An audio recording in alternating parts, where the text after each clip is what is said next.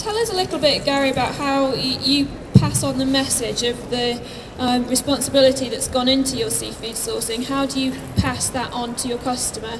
You mentioned the MSC logo, which is the blue fish with a tick logo, which is great for using on menus and guaranteed to customers. But how do you sort of work with front of house staff and engage them on this kind of thing? Because obviously they're sort of on the front line with customers. Without a doubt. I think it's really important to get that message across to your customers, but also it starts with your team, your staff. And what we do is we've invited the MSC, we've invited Seafood Cornwall and Seafood Scotland as well, just to come to our place and tell our staff. All of the staff training, which is a huge chunk of cash for everybody's business.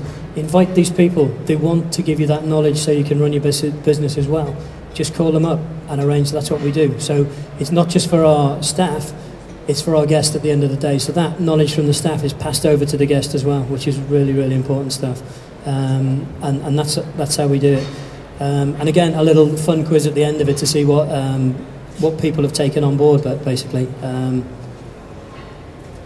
And it's not just high-end businesses like yourselves who are doing this. I mean, you're obviously taking fantastic leadership, and in the last 6 months were recognised by the Fish to Fork initiative, which came out last year, and you sort of topped their list. And that's sort of an external critique of how sustainable or not seafood restaurants are, and Le Manoir came at the top of that list. But also, I mean, other businesses right the way through the spectrum are progressing significantly on seafood sustainability. We had a fish and chip restaurant with us yesterday who is MSC certified, and they're based up in South Shields, doing great stuff. I mean, the Olympics just before Christmas, Olympic Committee for London 2012 have committed to being only sustainable seafood at the Olympics, which is obviously a huge deal for leading the way on this in the UK sector.